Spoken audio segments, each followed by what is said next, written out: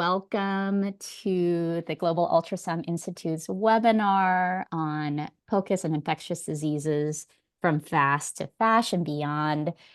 I am beyond excited. My name is Mena Ramos. I'm a family physician and the co-founder of Global Ultrasound Institute. And we are just beyond excited and to share this platform, this webinar platform, with an incredible POCUS expert researcher and a real innovator in the field of point-of-care ultrasound in infectious diseases and resource-limited settings. If this is your first webinar with Global Ultrasound Institute, welcome.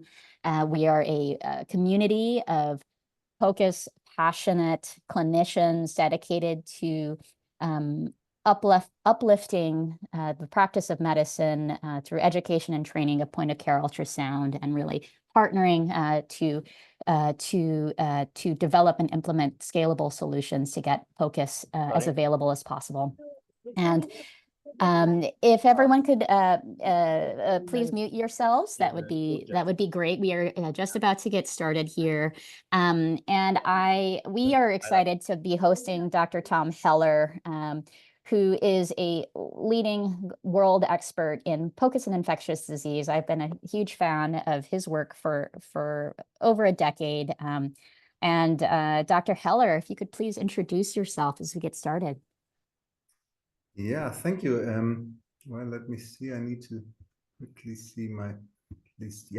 No, thank you, Mena. It's a great pleasure to be with you, and you make me sound bigger than I am. So I'm not a big researcher and not a big innovator. It's just that I'm a clinician working in a setting where in these point of care ultrasound is often the only imaging you have, and of course if you make diagnosis then by imaging, then it leads to the fact that you use a lot of POCUS, and then if you report on it, you get known, because not so many people did it 10 years ago or I don't know, 15 years ago when we started. So yeah, it's a pleasure for me. I'm an infectious disease and internal medicine physician, originally from Germany, so excuse the accent. But I'm working for many years in Saudi Arabia, in South Africa, and then in Malawi for the last 7-8 years. And my main point of interest is tuberculosis, HIV and hepatitis, but also, of course, other infectious diseases if they come along. So and ultrasound is for me I don't want to say it replaced my physical examination, but it definitely boosted and adds to my physical examination. And I say now I can't think without an ultrasound machine. So it seems my brain is down on that. I think many of us on this webinar who use POCUS in daily practice would absolutely agree with that. I also wanted to introduce Dr. Kevin Bergman, who is a co-founder of Global Ultrasound Institute and will help us with the conversation as we go through some cases and updates. And if you have any questions, please feel free to drop them in the chat over the course of the next hour. We will field some of these questions throughout.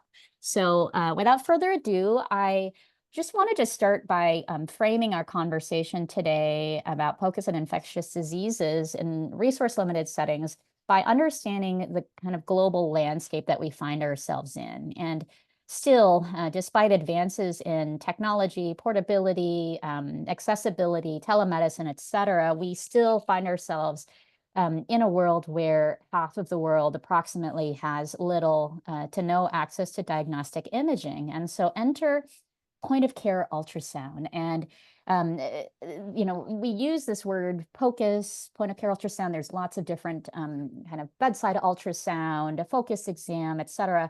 But what are we really talking about when we use that word POCUS? And why is this such a kind of transformation beyond just an expansion in terms of the kinds of equipment that we're using, but it's when we think about the workflow or traditional practice, where a patient sees their medical provider, and that person orders an ultrasound. It's traditionally a circuitous route where that ultrasound may be scheduled, or that person has to go somewhere else, to a radiographer, a sonographer.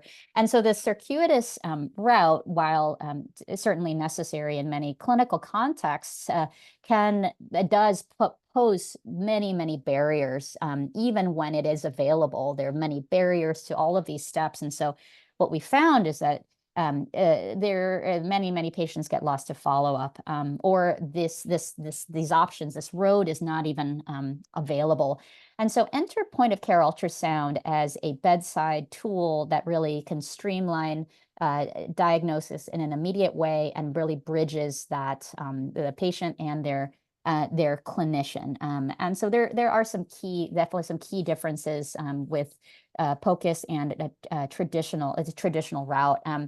And when we think about, resource-constrained settings, I think over the next hour, we'll talk about different cases. So the clinical context and a patient-centered approach is a theme that we're going to repeat over and over and over again, that we're going to consider both epidemiology and also other resources that are available. Because at the end of the day, this is not POCUS is not something that's isolated to a tool or an image or an interpretation of an image, but rather a reimagining, a re-engineering, a restructuring of our clinical workflow so that patients can get better care with fewer barriers.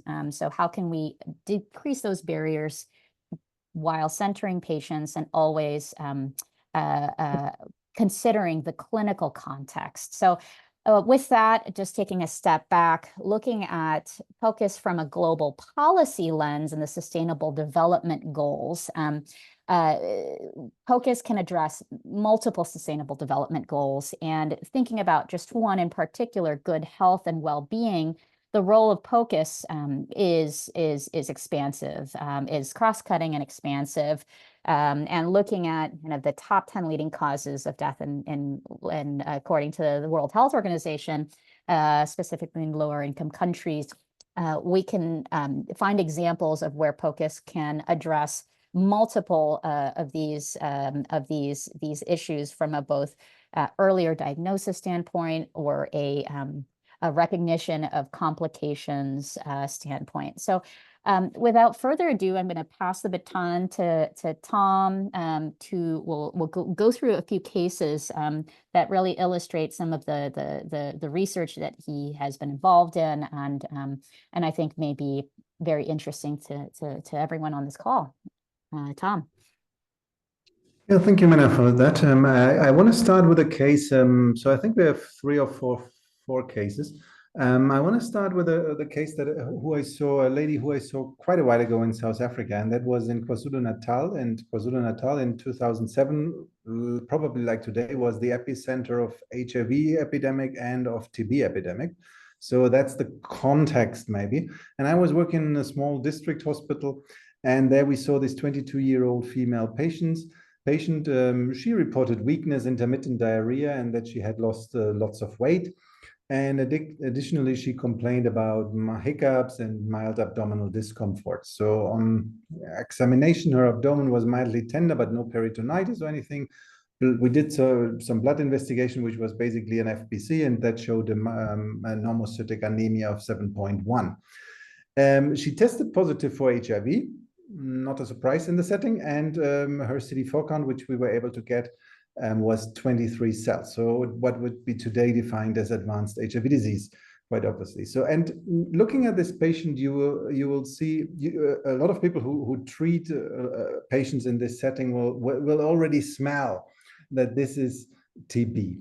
And what we did next is that we did a chest X-ray, but the chest X-ray did not show us any sign of TB. And sorry, Mena, that was to and fro, but you can go ahead. The next thing we did was to do an ultrasound.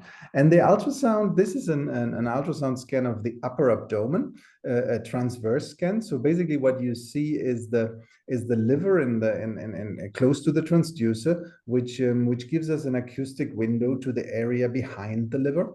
And in that area behind the liver, we see a lot of nodular structures. I mean, there are some, they are more hypoechoic, they are darker than the liver tissue, but we can see that as the transducer moves up and down, you see them blinking, they get bigger and smaller, bigger and smaller. And that is a typical behavior of a round globular object, yeah, on ultrasound, that when you pass with a transducer of it, you get this nodularity, this roundness. And of course, behind the liver, in the area of the pancreas, periportal, periaortic, there are no other round organs than lymph nodes. So this is actually a very typical clip of a patient with enlarged, massive, well, not massive, but many enlarged abdominal lymph nodes in the upper abdomen. And that, of course, is very suggestive in a setting like KwaZulu-Natal, but the same is true for Malawi. That is very suggestive of TB, because TB causes enlarged lymph nodes. Of course, there are other reasons that cause enlarged lymph nodes, but this is definitely one of the frequent ones. What we also scanned quite then is on the next, I guess, the next slide. Yes, the next slide shows you the spleen, and you can see that what in this spleen tissue. And first of all, you can see maybe something that might surprise you, because few people use a linear probe to scan the spleen because it's intra-abdominal. So you would normally use a convex probe. But what we found over the years, and well, you find it in 5 minutes if you try, that the linear probe is much more sensitive to detect these lesions in the spleen. And so let's look at the spleen tissue. Again, it is a grayish tissue. And inside you see, again, this darker hypoechoic, well, maybe 0.5 centimeters on average, I would say, dark lesions in the spleen tissue. And that is, again, a very typical picture of microabscesses. So microabscesses in the spleen. Is TB the only thing that can cause microabscesses in the spleen? No, but TB is something that causes it very frequently. So, or it is a very frequent cause of microabscesses. Maybe we have to say it that way around. So again, we have a patient who is clinically, epidemiologically in the right setting, where we expect HIV-associated disseminated TB. We don't find anything in the chest X-ray, but we find the abdominal lymph nodes, and we find the microabscesses. So that is, in our setting, usually enough to say, well, let me better start TB treatment. Next slide.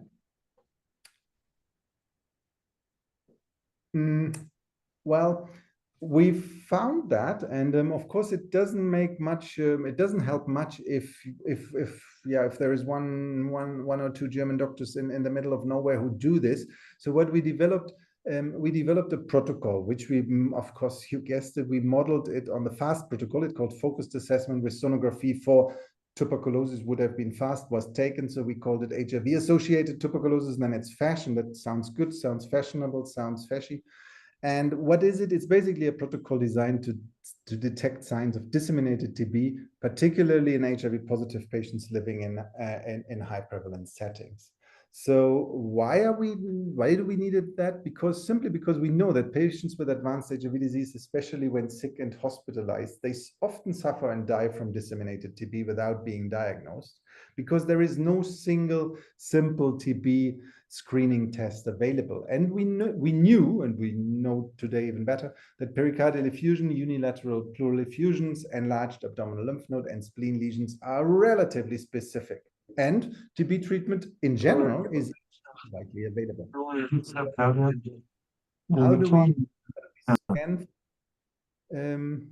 How do we scan for that? Next slide. We basically use the same 6 windows that the FAST scan uses. We use the window 1 to detect pericardial fluid and add on the upper abdominal lymph nodes, which I showed you in the clip. Number 2 is for pleural effusion. Number 3 is for ascites in the Morrison pouch. Number 4 is for pleural effusion on the left side. Number 5 is for the fluid in the splenorenal recess. And number 6 is for ascites in the Douglas. And then we use again, as I said, the linear probe in position, well, whatever, 4 or 5, and that looks for spleen microabscesses. Next. How good is that? And I think that's that one we know relatively well today, because not because that I had contributed to these studies, but a lot of people looked at it. And basically, I want to look particularly at the lymph nodes and the spleen lesions, because these are not necessarily pleural effusion and pericardial effusion were well known and but already in WHO guidelines as typical signs. But what you can see here, that the lymph nodes, we have by now 10 studies in including more than 1,500 HIV positive patients, most of them in sub-Saharan Africa. And you can see that the sensitivity of these signs is really not good. 39%, that's nothing to shout about. And that is in a way logic. The specificity, on the other hand, is 89%. Yeah, and it's also much more homogeneous. You see that the sensitivity is spreading from left to right. The same is for the spleen lesions. Again, we have 8 studies with over 1,500 patients. Sensitivity is 30%, specificity 93%, which is better. And yeah, why is that? Why is the sensitivity so not so good? Well, if you treat TB, or if you diagnose TB, you will know that. I mean, obviously, TB, what we are looking for is signs in the spleen and in the abdomen. So, but a lot of cases are pulmonary TB. There is other TB. There is spine TB. There is, and there are often cases of TB which show no abnormality at all, and still they are TB. So the sensitivity cannot be expected to be perfect or even very good. But the specificity, if you see the signs, then it is indeed quite good indication that you are really looking at tuberculosis and not at, well, possibly at something else, but not likely on something else. Next one.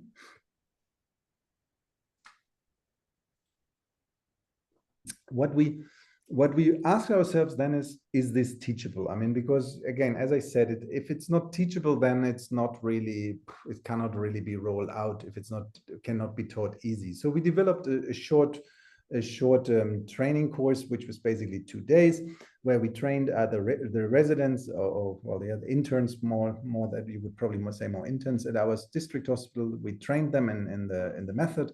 And after the weekend, we said, well, you just scan. And if you find something, then you call us, and then we scan against that as the gold standard. And it showed, it was a very small study. And I think that the American Journal of Tropical Medicine more published it because they liked the underlying idea than the scientific rigor.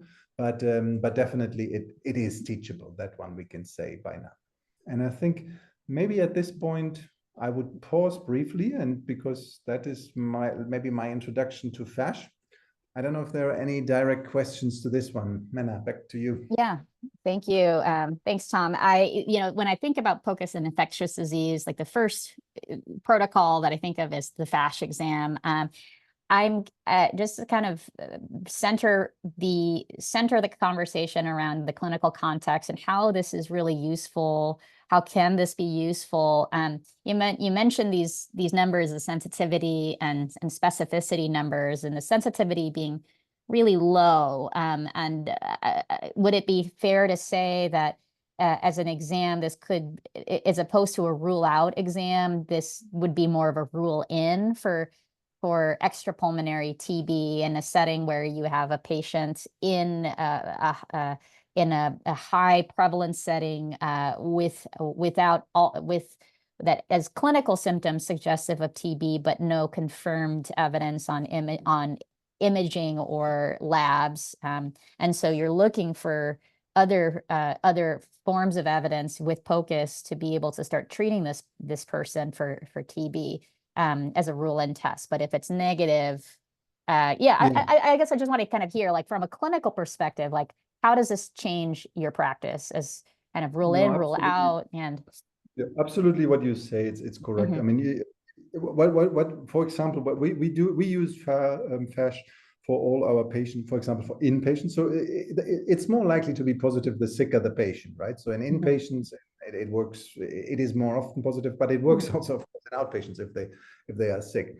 So, and then it is indeed, like you say, it's a rule-in test. Once our clinicians find it, they will say, oh, let me start TB treatment.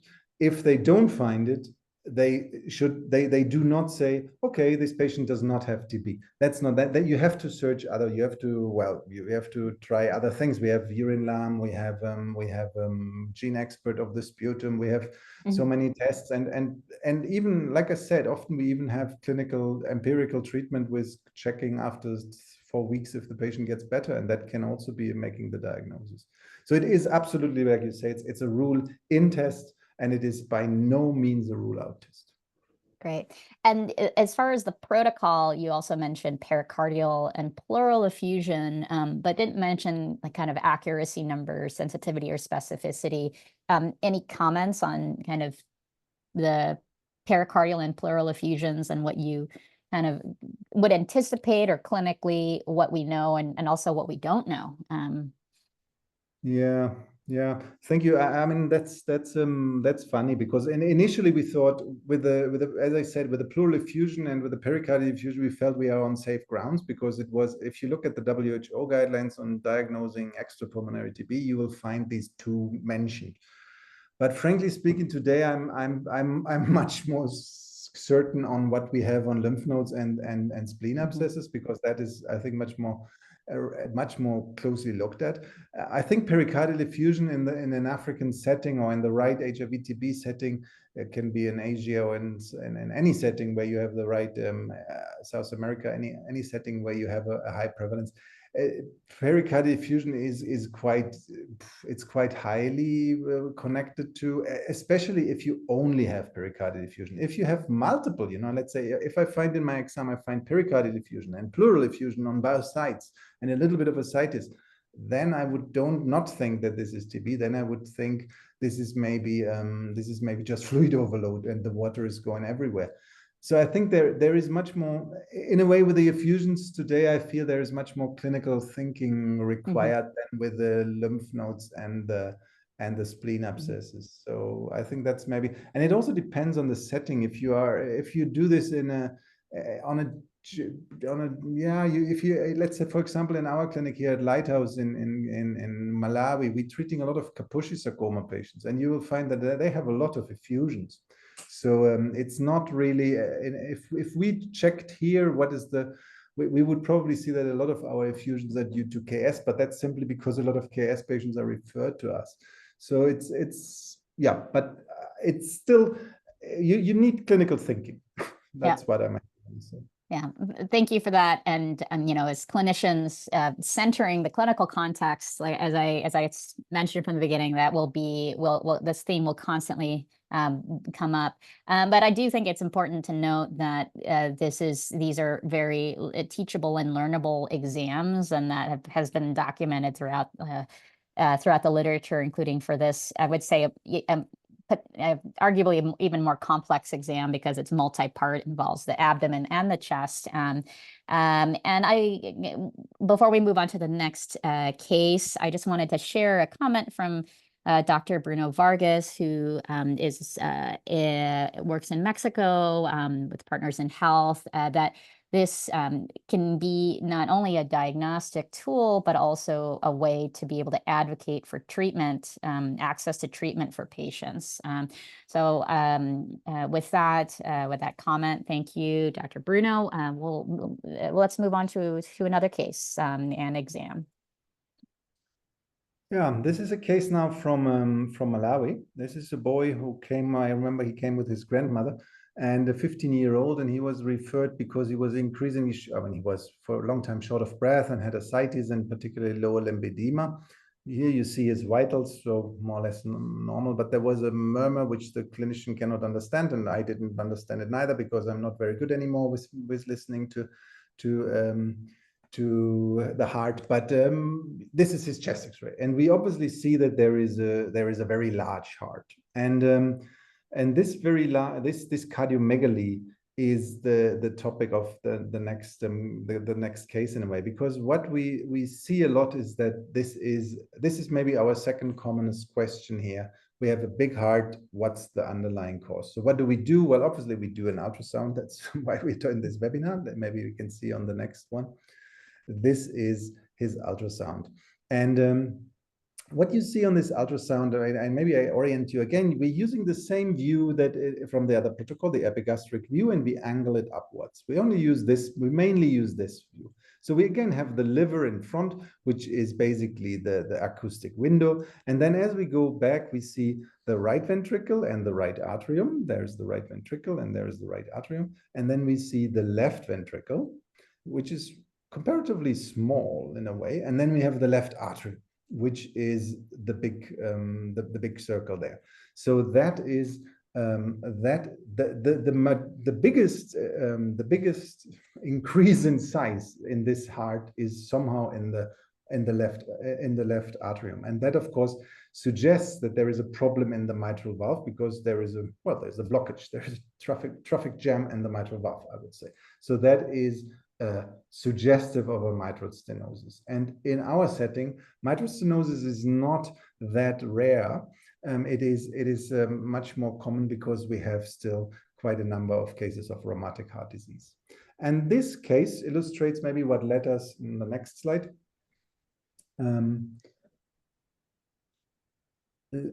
Led us to think about what can we do with the ultrasound for cardiac diseases. And what we did is we did a bit of a ranking, and basically we, together with others, we looked at what are the most common findings that affect our patients in the sub-Saharan African region. And we ranked them and gave them, for very frequent ones, we gave them 3 points, for medium 2, and for rare 1.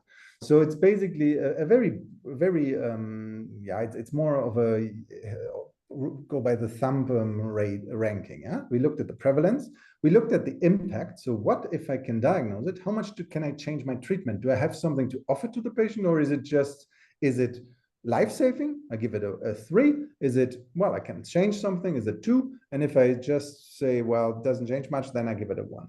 And then the final criteria is the difficulty.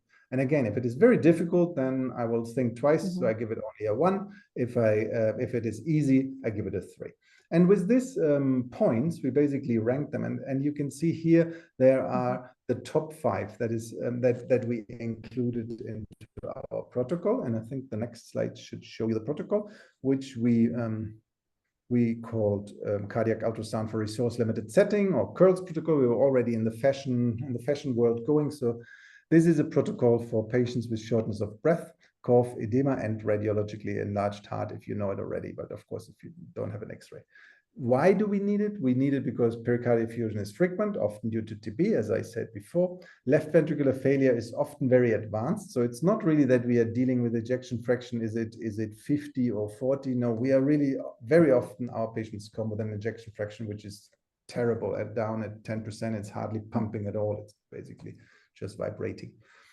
We see cor-pulmonale far more frequently, and finally, because post-traumatic mitral valve disease is also far more prevalent in our setting than in the European American setting. So what we do, we also found that 4 windows are slightly too complicated. This parasternal long and parasternal short, they are not really intuitive. I think we think the epigastric is much. We think that the epigastric window gives you much more of an anatomical thing that you can easily understand. So it asks 5 questions. Is there a pericardial effusion? Then we would think about TB. Is the left ventricular function massively reduced? Then we think about cardiomyopathy. Is the right ventricle bigger than the left ventricle? We think of cor-pulmonale. And I think up to here, probably this is still quite a normal protocol, like many other protocols that are there. Is the left atrium bigger than the left ventricle? We think about rheumatic mitral problems. And is the septum thicker than 12 millimeter? That's the only measurement that will give you an idea on the left ventricular hypertrophy and on that. Next one.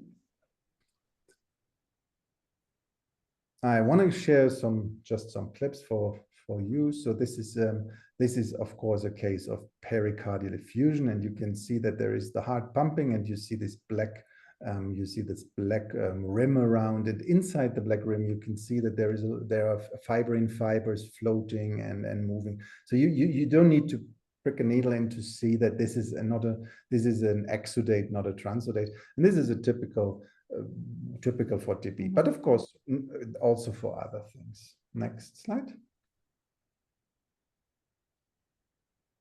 So here we see the problem of the left ventricle, which you have the arrow now.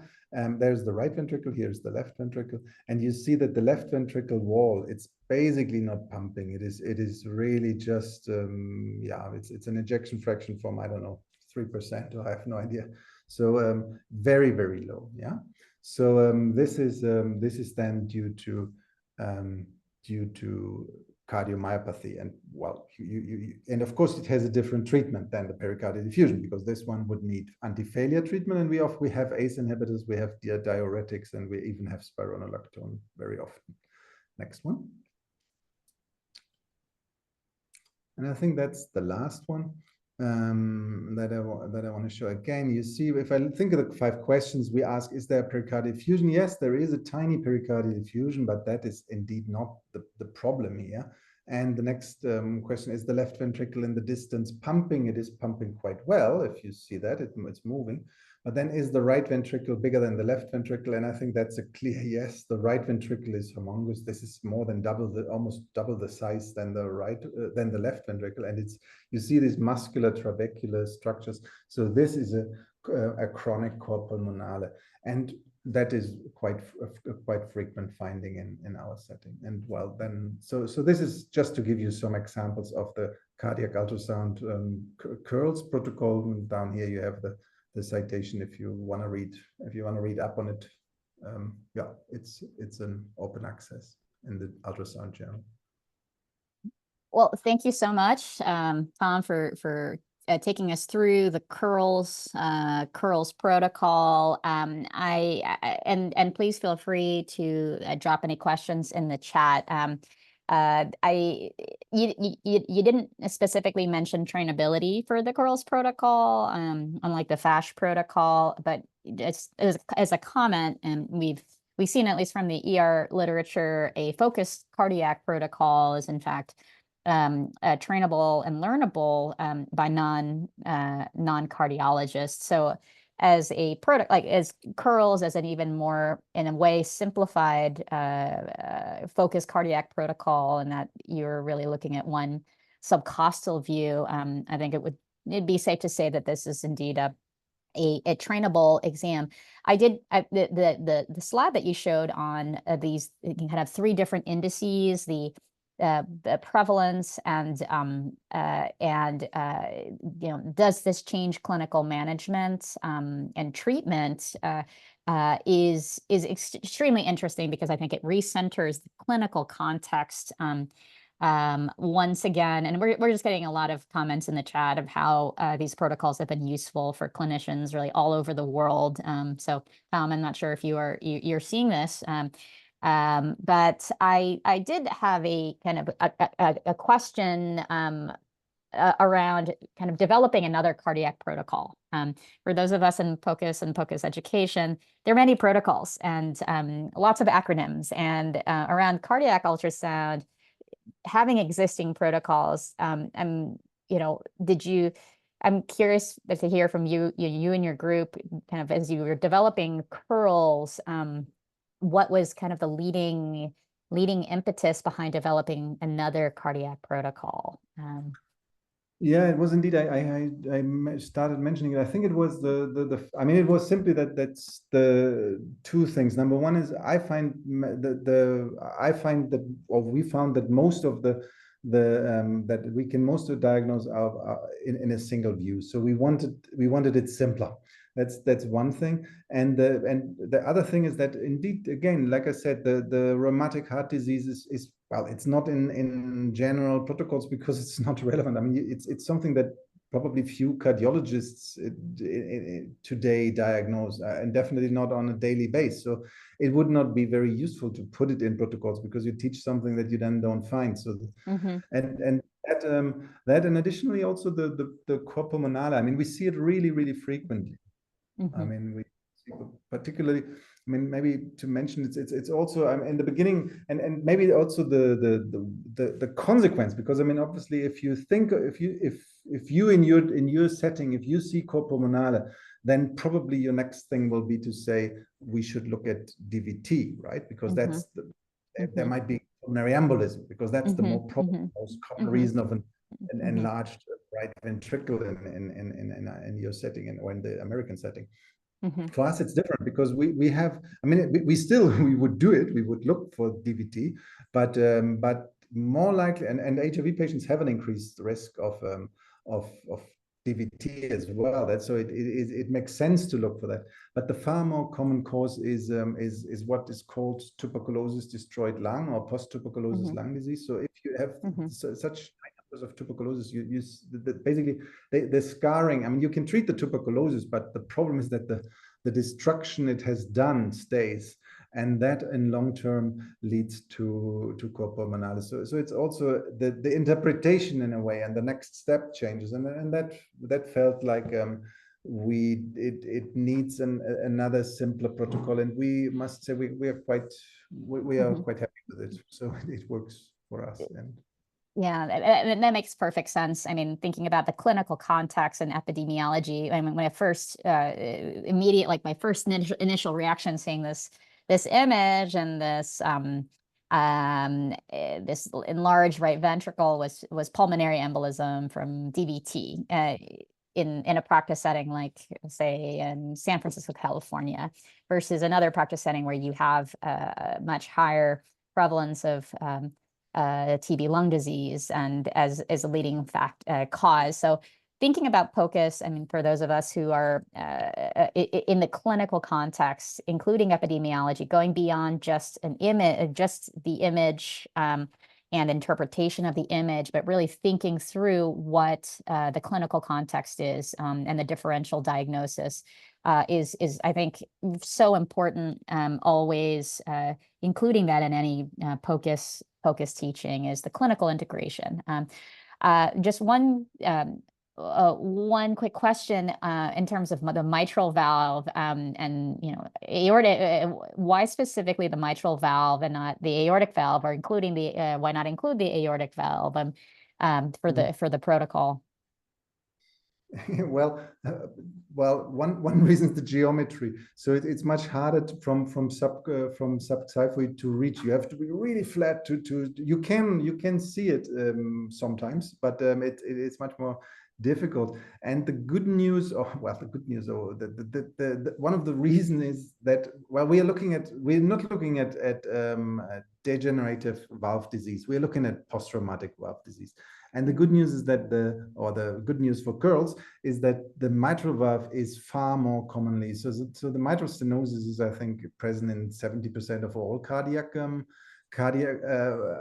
all rheumatic post-traumatic heart problems, whereas that you have only affected the aortic valve is less than 1%. It's really rare that you do not have a mitral valve problem. So it's the mitral valve is leading. So it makes sense to look at the mitral valve, and then the treatment. I mean the treatment. Then you have in a way a diagnosis, and whether you have an additional aortic stenosis, it doesn't change, or an aortic valve problem doesn't change the acute treatment very much. That is then left for those who might treat it dilated or operated.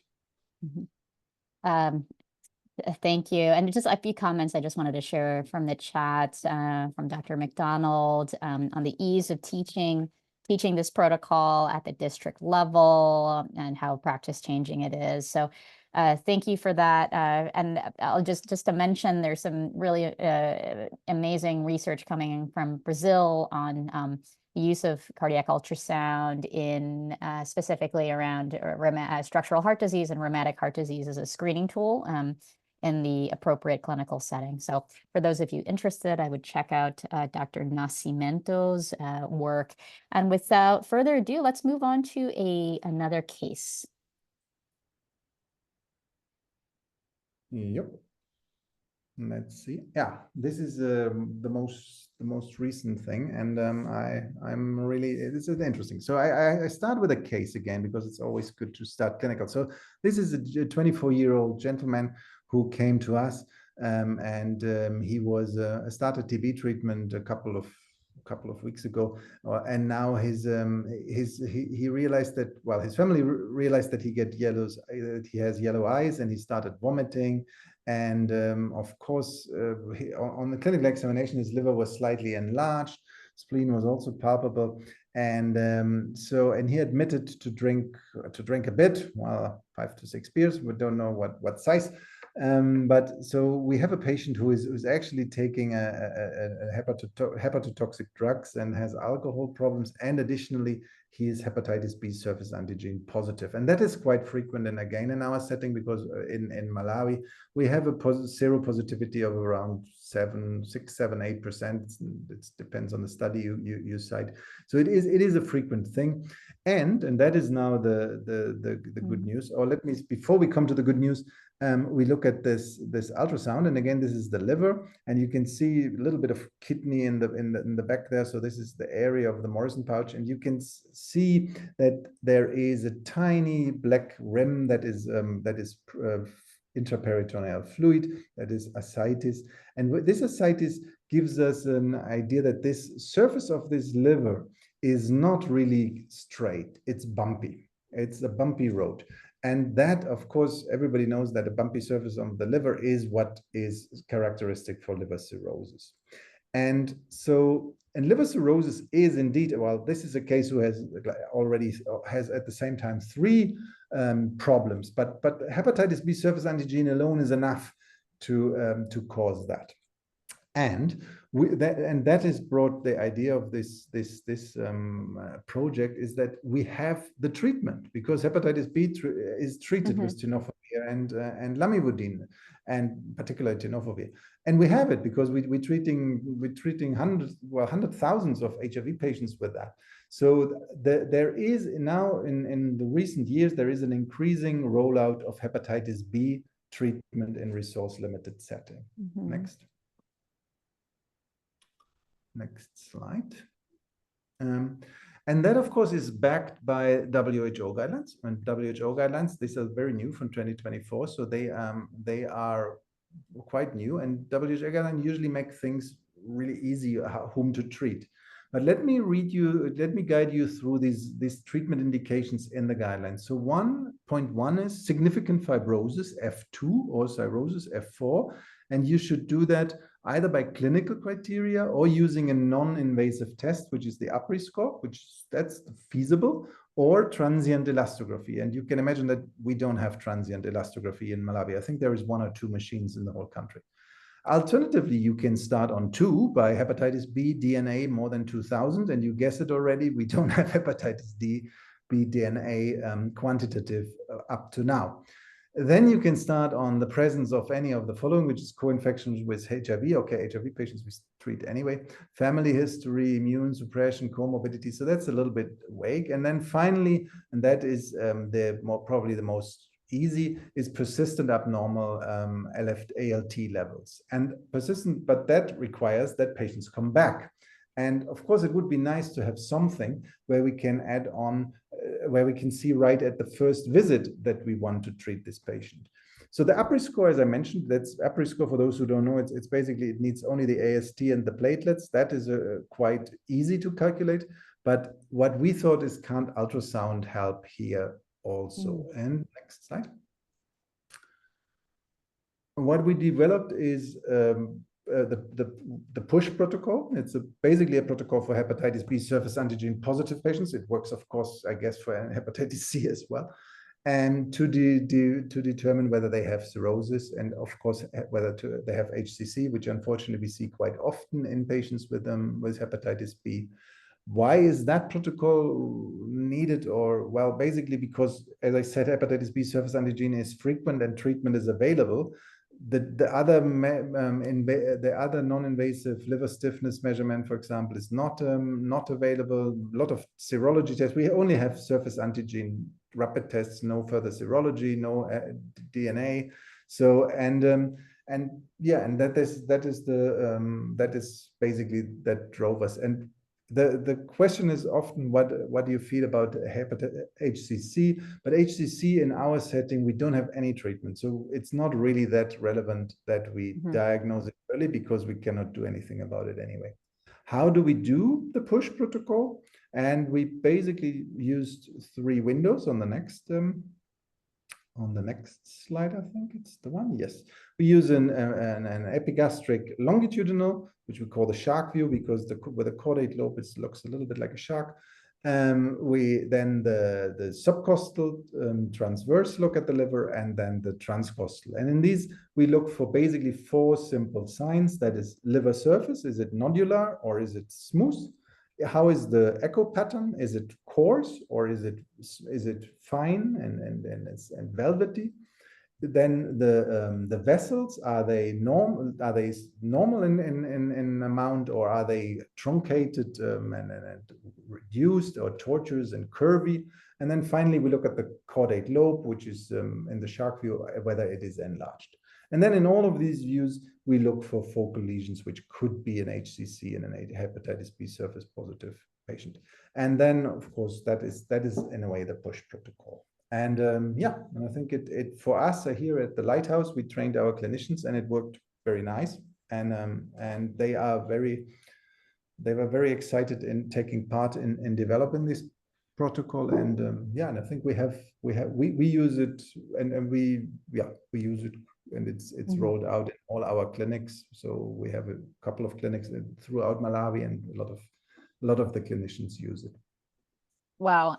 Well, thank you so much for sharing this protocol. I mean, taking a step back and looking at the protocols you've shared thus far, FASH and curls, this is definitely in the realm of POCUS and POCUS education, and what has traditionally been taught as focused clinical questions. This is definitely, liver cirrhosis is a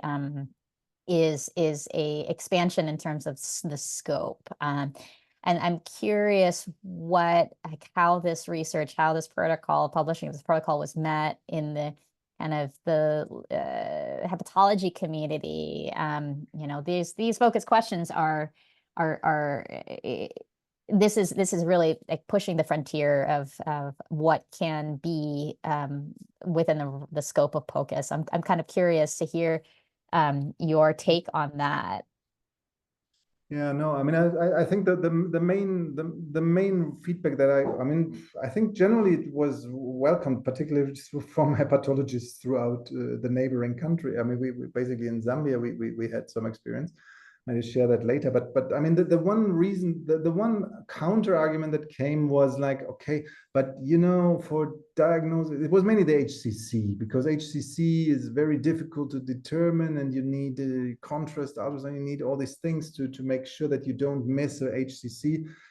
But I think that, well, that is unfortunately, it is not in our setting, because we have nothing to offer. We couldn't we can't do radio ablation, we can't do chemotherapy, we can't do anything about HCC. HCC is palliative care, and in that sense, it doesn't matter whether you miss it or you will sooner or later you'll find it. It's important that you find the patients who you should put on treatment. And I think, yeah, I mean, I mentioned already in Zambia, so that was a very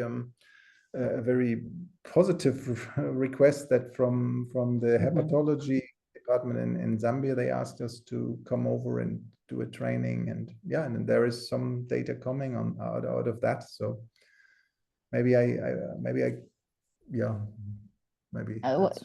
Yeah, well, we're looking forward to hearing more about the research that results from Zambia. But I think once again, the kind of the clinical context, we're talking about a protocol for patients who now have potentially access to treatment with tenofovir, but based on current protocols to qualify for treatment, many of those, as you had shown in that flow diagram, it's difficult to qualify for treatment because the exams, the elastography, the lab tests are simply unavailable. So the clinical utility of a protocol like this is expanding access to treatment for patients who otherwise wouldn't qualify, is I think the big take home.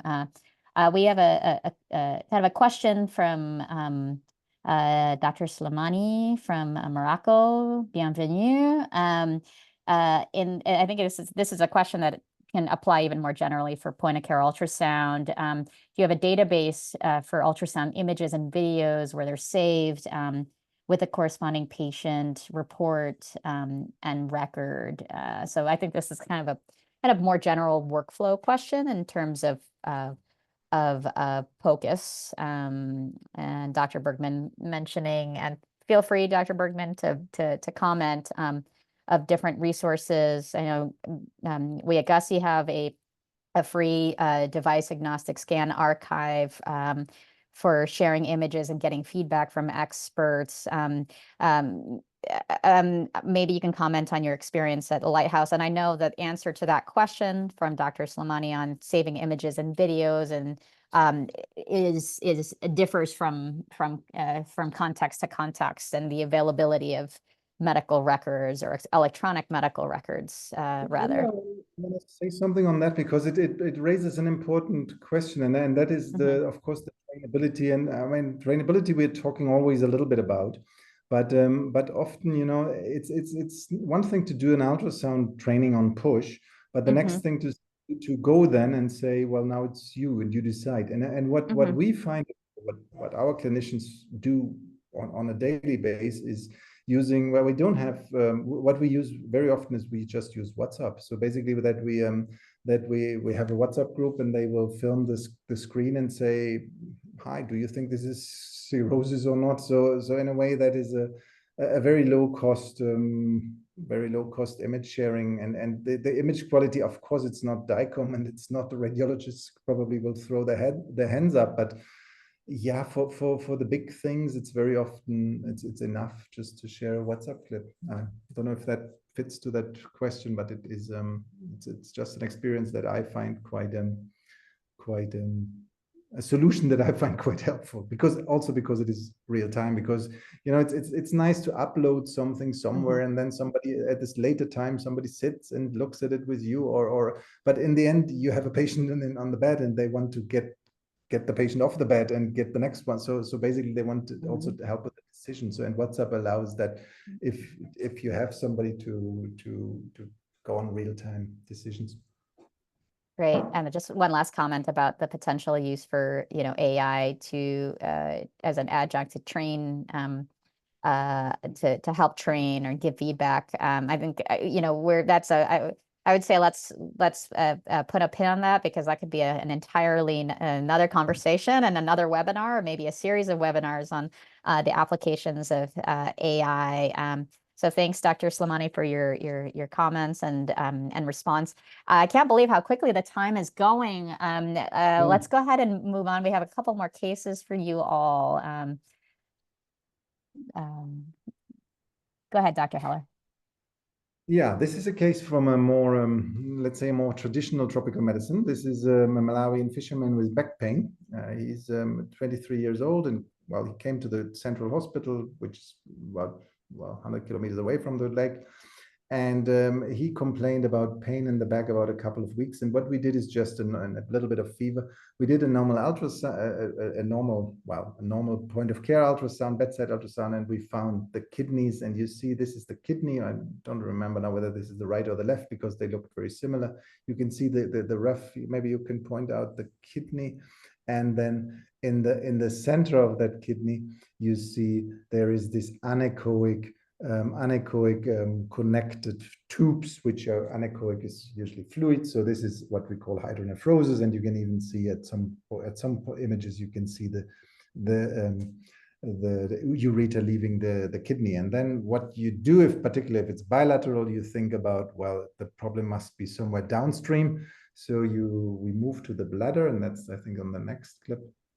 You can see the bladder of this young gentleman, and you can see that there is not only wall. This is the bladder again. Anechoic is the fluid, in this case the urine, and then you can see that dorsal on the particularly On the right side, you see this massive wall thickening, and I mean this is unfortunately not this is not schisto anymore, but this is a case of bladder cancer, which is induced by schistosomiasis. So he had a chronic. We found the eggs in the urine, and so this is a consequence of schistosomiasis. And schistosomiasis, and then maybe go to the next slide. Is a more traditional tropical medicine ultrasound topic. And there are by now also sonography for urinary schistosomiasis protocols like FASUS. They took the same abbreviation, and it looks, and as you can see on this graph here, the degree of changes in the ultrasound of wall thickening, etc., correlates with the egg load. So it is, and it's again the question here in this work was also, can we train it? How simple is it? I mean, I'm not enough of an schistosomiasis specialist or treating not enough cases to know how much impact this has on your clinical decision making. But anyway, it is also showing that this is, of course, a possible application of point of care ultrasound.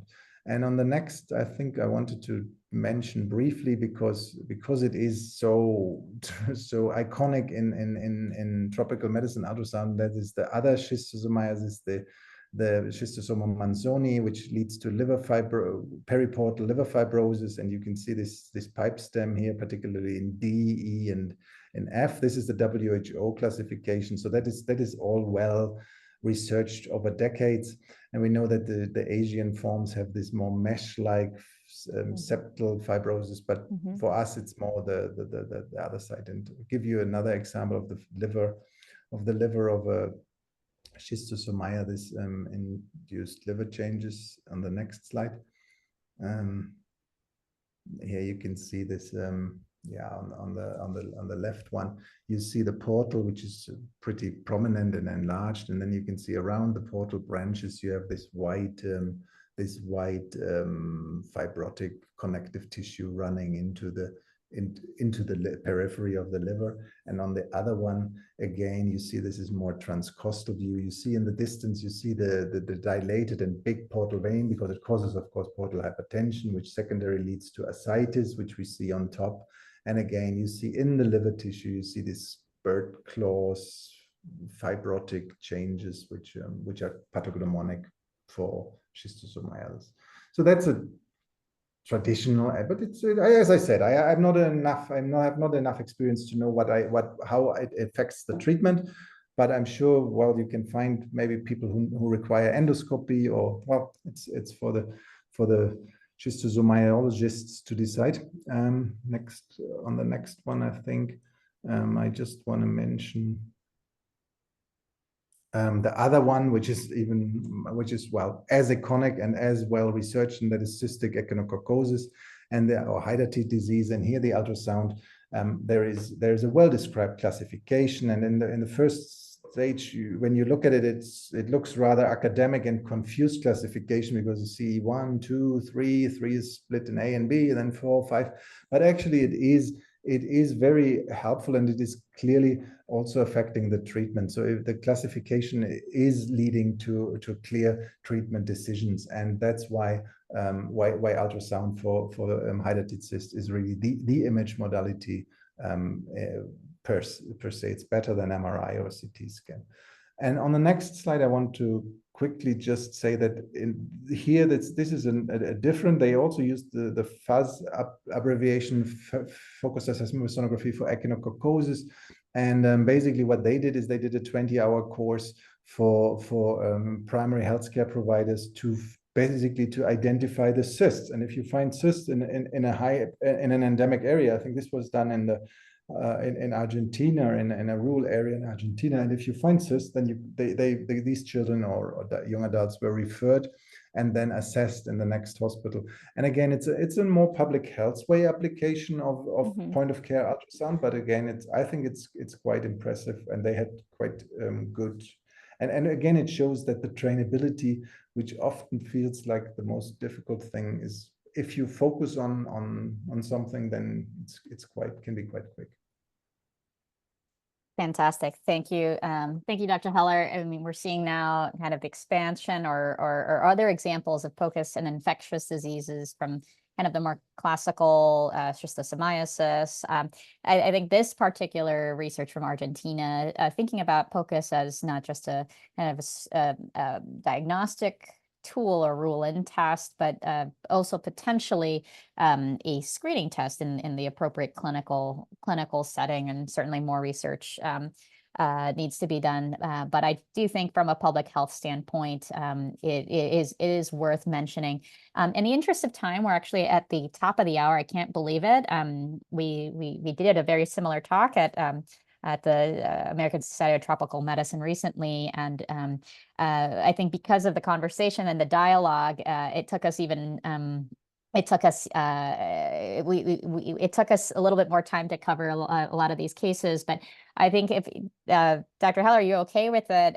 We can kind of stay on for a few extra minutes here for those who are able to, who may want to ask a few more questions, and we just have a couple more slides. So this meeting will be is being recorded and will be available to those who've registered. Thank you so much for joining us. For those who have to hop off, and we will stay on for a couple more minutes to finish the presentation and take some questions as they come in.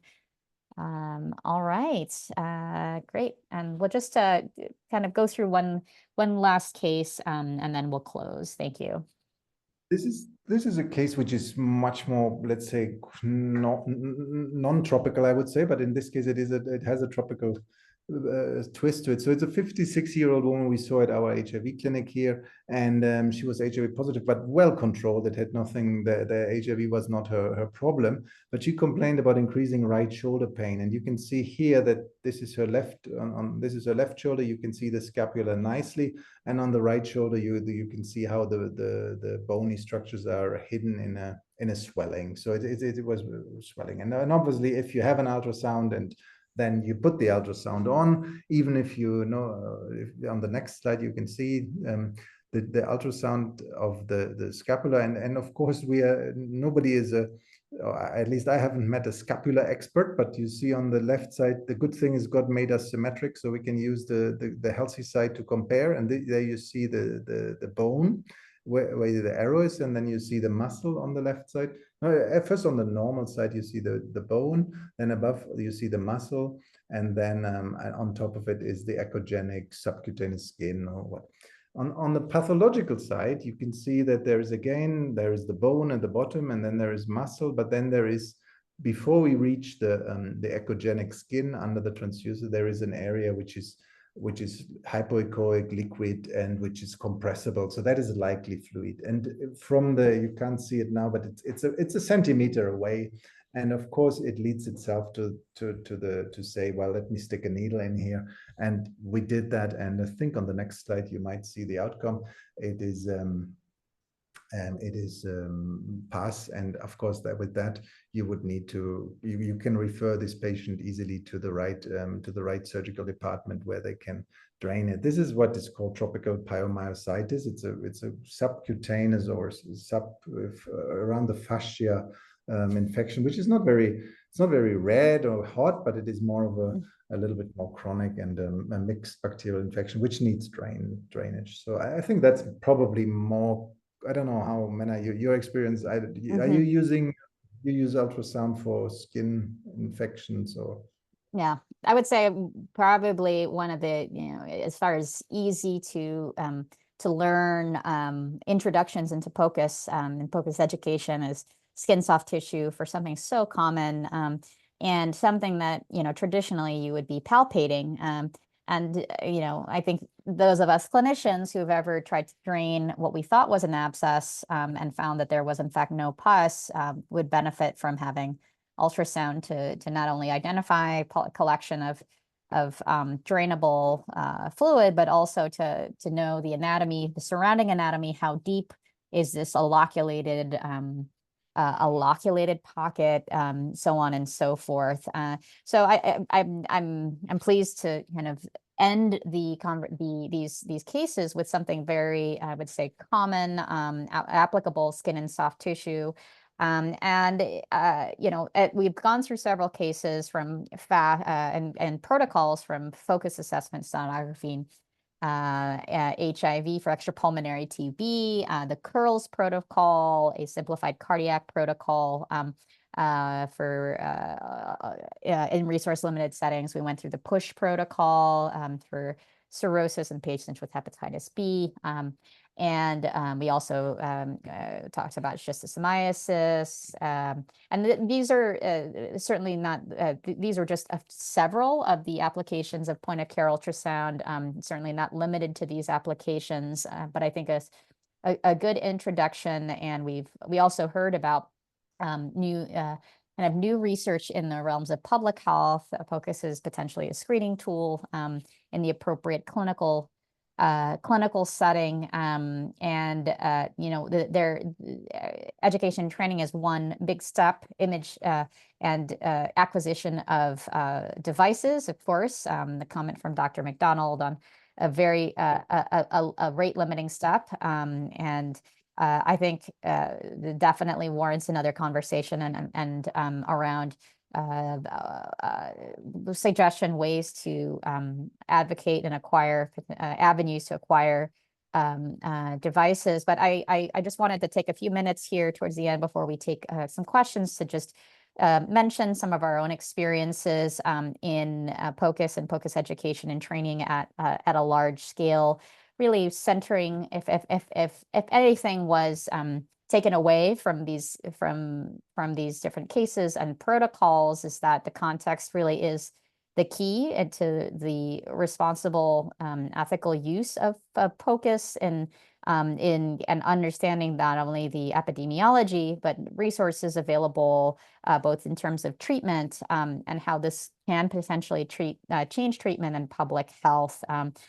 So this is much more than just an image acquisition and interpretation device, but one that's used by clinicians in order to hopefully help make a better clinical decision and bring patients closer to their providers. And in terms of, for those of you who might be new to learning POCUS or expanding your scope, longitudinal learning, being able to get feedback is just an important step into really being able to start using this confidently and competently and nurturing a POCUS community.